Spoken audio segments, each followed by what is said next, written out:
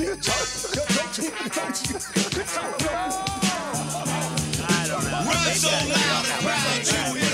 just think that it's too much of a risk to his person. That is a lot of weight and size hitting that floor. Well, you know, the taller you are, the farther you fall. Ooh, you get that trademarked. TM. I think if you say TM. I don't think anyone's ever said that before. Yeah, that's really good. Yeah. Maybe T-shirts. All right, so Bobby, you and Steve are having a bit of a JFK moment with this whole, the latest Shaq meets Tree, Shaq go boom video. Oh gosh, what are the theories? It's happened so many times. Yeah. It's become like almost ratings have dipped a little bit. Let's throw Shaq into the tree. Yeah. If you give me a second to re-pull up the first video, you can see he's running directly towards the Christmas tree. He's not racing towards the back wall. Kenny doesn't even touch him. Would we call this the jumping the shark of sports talk shows? My follow-up question would be, was it back and to the left? Back and to the left. It's a reference I don't understand. Back and to the left. It's the JFK reference. Oh, Evan I thought it was a Costner sports reference. Oddly repeating it. It's been used in many ways. Again, I told you before the show, while we were kibutzing, that it's so much weight and so much height that you never really want to fall. I have always thought that anytime Shaq fell on the hard court, that he was in danger of being paralyzed because he's unnaturally gigantic. Here, what's the other option? He pummels that small man to death. And that's not as funny, right, as Shaq going boom. That's pretty funny, though. Yeah, I like that. I mean, look at this video. You could see it perfectly. He's already running towards the tree when he gets one of the lightest shoves in human history. And he just can't stop himself, and he falls into the tree. Oh, no. Yeah, he's literally bearing down. He's he like lowers his shoulder and everything. That is not the most current one, but that is suspect, I have to say. And again, they must be paying Shaq a buttload for him to have that kind of dedication. And he manages not to knock the tree over. Which is almost what is probably on accident, is that he didn't just destroy the tree. Because we know Shaq's a prankster. He poops in shoes, he poops in buckets. Allegedly. I'm surprised the Christmas tree isn't just covered in shit, to be honest with you. Yeah. But before the show, I'm like, hey, Kenny, push me into the Christmas tree. It's going to be funny. Yeah. And they did it 3 times in the last 10 years. He took one stage combat class at acting school and was like, let me put that to good use. Well, he is an accomplished actor. Much to Bill's point, if you look at the size of the tree in this one versus the one he falls into this year, they made it much bigger and a much softer landing for Shaq. Boy, I don't know. So do you think, again, either way, he wins because it's dedication. If it's some sort of comic, physical comedy thing. Yeah, look, and his feet are going. Do you think that the first one was real, though? No, I think it's been planned from the start. Ye of little Shaq faith. This reminds me that I will watch the documentary this weekend. Not that I don't have a huge amount of plans. Well, here's the thing, Bill. What are they even doing, by the way, that they're running? Like they race to the board. Back room? Yeah, it's Kenny uses the board to put draw on and point things out. Sometimes Shaq will race him and beat him to it, so he gets to use the board instead. So I'd almost not the Rocket. You can't beat the Rocket. It's not even a pre-planned. I'm sorry, I just want to try that one more time. None of them are. Not even pre-planned. But as he's running, he gets the light shove, and he's like, "Oh, I'm gonna fall into the tree." He's going with a prank.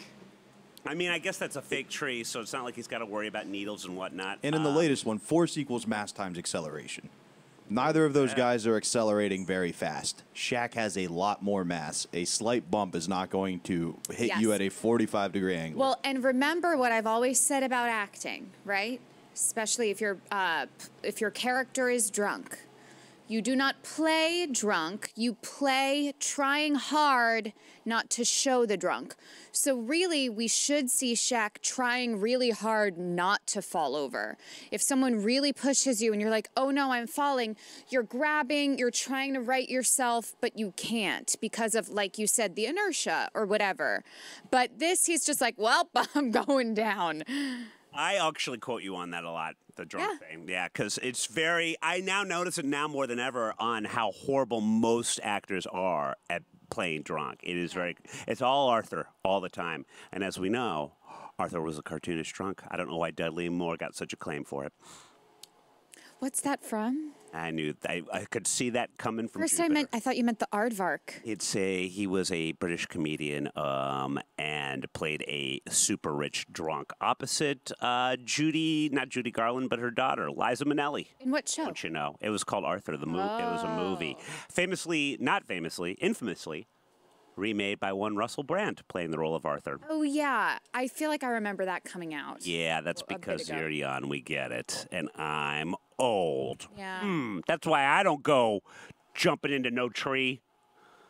I'm fucking 5'9" on a good day, and I still get worried that I would get hurt. So I don't know what Shaq's thinking. It is anything for a laugh. He's the funny. If you don't believe me that he's the funniest man in basketball, then just ask him. Hey, Barkley's funny. Speaking of falling down, I have a down date. I love it already. Give it to me. Can we get a little down? I like my bummers, particularly this time of year. She said, what goes up, I know one day it's got to come down.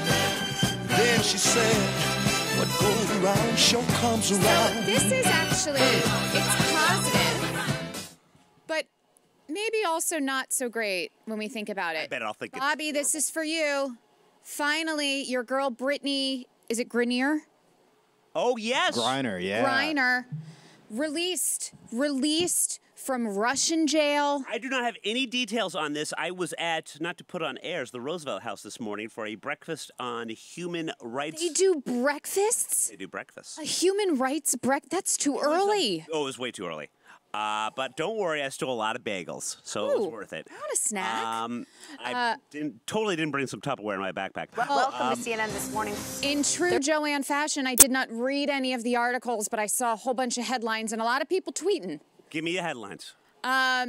She was exchanged Okay. for a Russian arms dealer that we had. We've talked about him before. And some people are saying it doesn't feel like a fair trade. There's no such thing. We always knew it was never going to be a fair trade. Russia was going to want something crazy, but we needed to get this girl back. The optics were really shitty.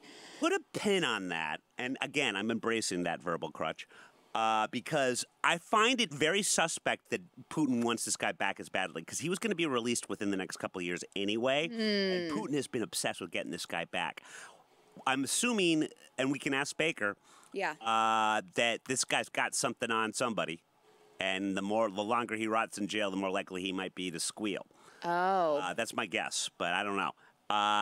But he's out now.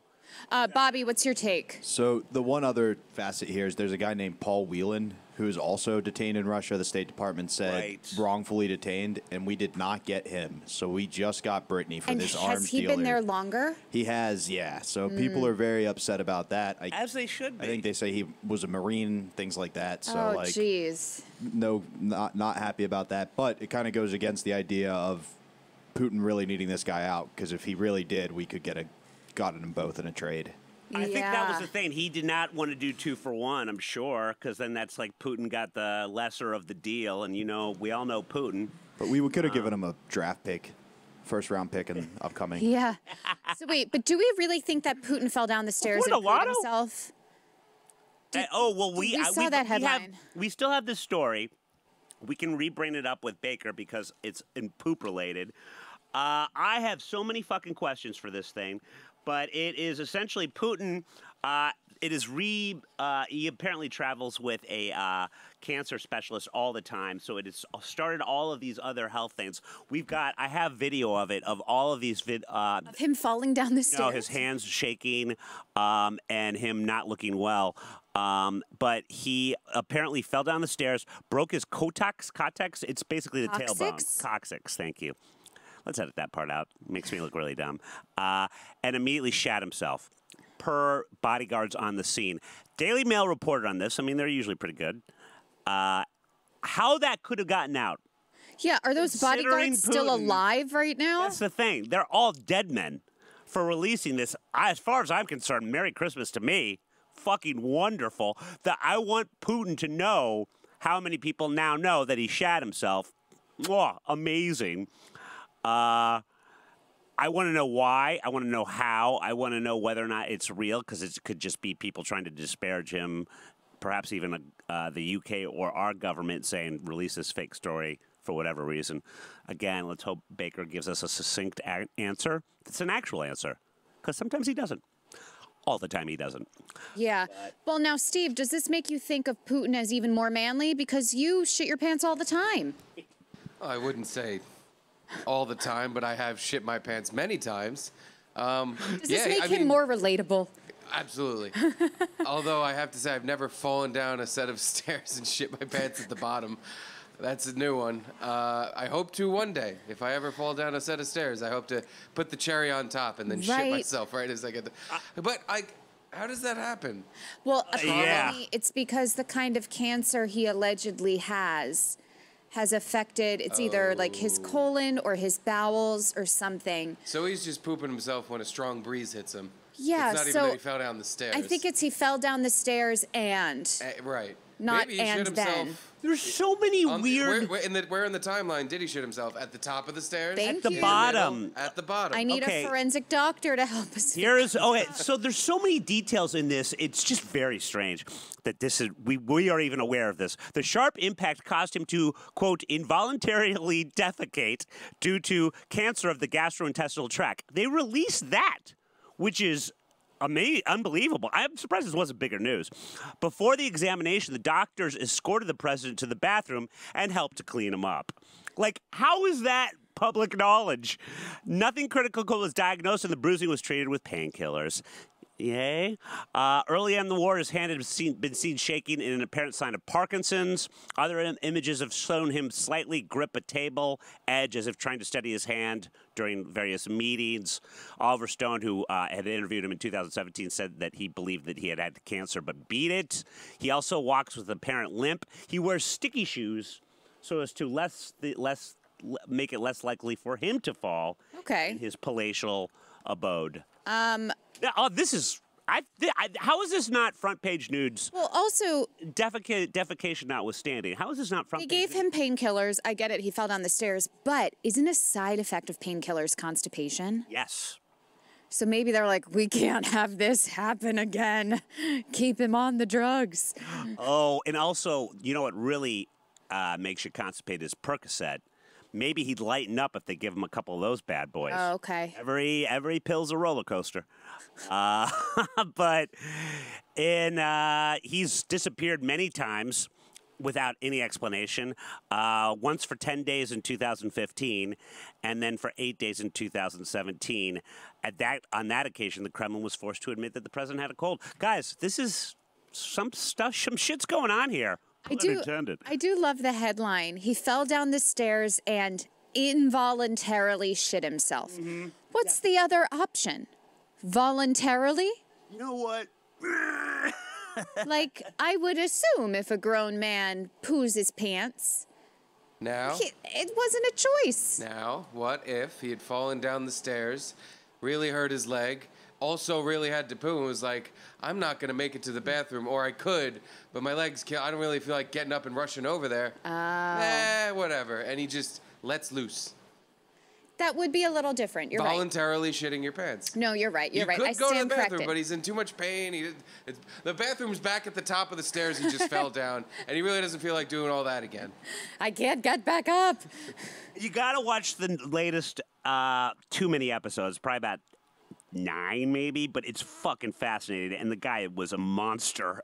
But the thing on Hugh Hefner, I think it's on Amazon Prime, but by the end, I couldn't tell if this was baller or just sad, but you know, he'd have theme nights every night. One of them was movie night. They'd watch old classics. The man was incapable of being alone. Mm-hmm. A bunch of people would be over there, but he was so far gone right before his death that apparently he just had a big bucket by him.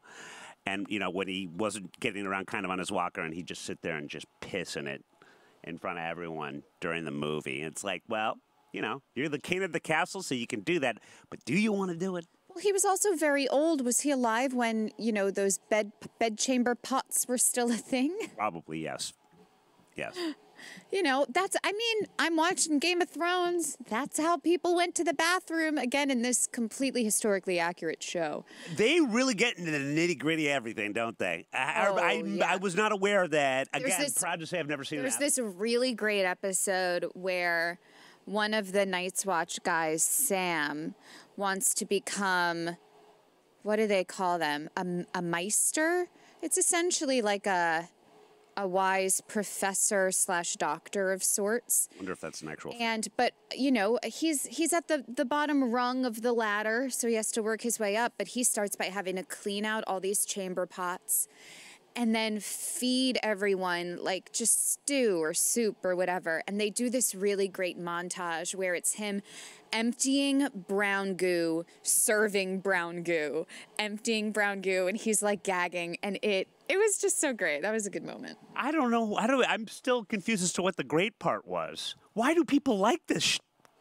I'm trying to think of another word besides shit or crap. It makes it feel real. It's not real. And why? And you have this whole fantasy world. Avoid that stuff. I know, right? That is the thing. And that has been a real big criticism of the show, where it's like, it's a fantasy world. You couldn't have more black people in it. Like, oh, yeah. They're trying to make up for that this now. Isn't historically, like, this isn't a real historical world. Yeah. Like, you could do anything. you could have women not be raped. Women could rape the men. Like, it could be anything. And yet, they didn't. It appeals to people's worst inner desires. All y'all out there want to watch the raping. Some part of you does. I only have, I think, like 2 or 3 episodes left. I'm so close to being done. Oh, my God. You've really plowed through. Crazy. How many seasons? 7. Although 8? these days, like, what? There's like 5 episodes a season with this shit. Well, it started, I think it was like 10, but each episode's an hour long. And then in this last season, there's only, I think, 6 episodes or 7. But each one is like an hour and a half. Like, they're pretty long. No rhyme or reason. And there was, I think, episode 3 of the last season. There's a huge battle, and I spent the entire thing being so anxious. And I'm like, how do people do this? Like, how do people watch this? I know it's completely fictional, but I am stressed out. I can so picture exactly how it looks in my mind's eye.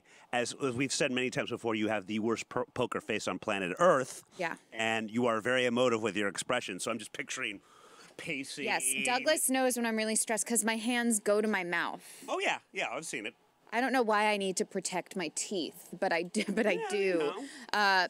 But the whole time I'm like, I hate this show. I hate this show. I hate it. I hate it. And then something happens right at the end of the episode where you're like, okay, that makes up for it. No, that was good. Okay, all right, I forgive it. Wow. I see. I'm jealous. I have not had something like that in my life, and I can't even remember You when. can too. Just watch Game of Thrones. I don't think it would have that effect on me. You don't know. I mean, it might. I hate that shit. I've told you this a million times. It's the laziest genre, fantasy, or sci-fi. Fantasy or sci-fi. See, because if there's a plot point that you can't get out of, a magical spell or a multiverse. There is some people dying and coming back to life. Yeah, I know. I know a whole lot of that. about the show because you can't avoid it. I know Jon Snow comes back like Jesus. But it's not. I thought that the whole sci-fi and fantasy aspect would really annoy me. Yes. Because it's not my jam. But it really is about the conflict between characters and the relationships between characters. That's the most interesting. And I think that's why I hate the battle episodes. Because I'm like, I just invested in these people and now you're just going to kill them? Well, yeah, that's always been the lament of all those Game of Thrones fans. And, of course, I know everyone that lives and dies because of the web. Stressed you out? Well, and the... No. Oh. No. Well, that's a good one. That was an easy one. That one only lasted about 20 minutes of the episode. I'm talking about, I mean, it's not spoilers now. It's the Dead Army. The Dead Army and the White Walkers. Yeah, yeah. Wow, you're already that far. I know, I'm almost done. She's got like Damn. 2 left or something. I know that people complain because there was one episode where the battle was really dark and no one could see anything. Yeah, that was the White Walker one. This one was when they were trying to take back The Winterfell. Battle of the Bastards, yeah. When he's fighting Ramsay Bolton. Yes. I don't know. That was really fucking scary, though, when they're surrounded in a circle and they're just inching forward with the enemy in the middle, like just trying to stab them. Oh. See, I love medieval battle scenes in movies like that when they're actually somewhat based on fact, because you're like, will this character live? I don't know if that one will. That looks pretty bad for this guy. And this one's like, well, I'm sure they'll come up with a spell for that guy that got decapitated. It's fucking bullshit. It is shot really beautifully. It does make you wonder, like, how did the directors do this? Think about these poor, like, production people who had to orchestrate all the extras. They had to get horses. I mean, there's so many moving parts to filming an episode like this. I would just want to be one of the extras and definitely steal as much shit as possible. But I even want that sword. imagine, like, the choreography rehearsals that had to happen for fight scenes like this. They were saying that amongst the top secret stuff that they found in Trump's storage area that he rented, it was like the top secret papers that he stole and a couple of World Wrestling belts and a sword. Of course. I mean, he really is like a 17-year-old boy. Yeah. You know? Grab him by the pussy. There That's something a 17-year-old would say. Yep, the Giants. Oh, they got the That's Giants, cool. of course. Yep. Those are the I'm sure the upper echelon observers. That's the the other royalty. bastard. Is he royalty? He dies in an incredible way. Tell me, I'm never going to see it. Well, his wife, Sansa, who he viciously raped multiple times. Not lovingly. Then, gets his own hounds to eat him. Oh, I like that. Yeah. That would be, see, I'm fine with that. The poop stuff, I That's don't know. the kind of mukbang I like. Dogs eating humans. Yep. Says a lot. Yeah. Says a lot.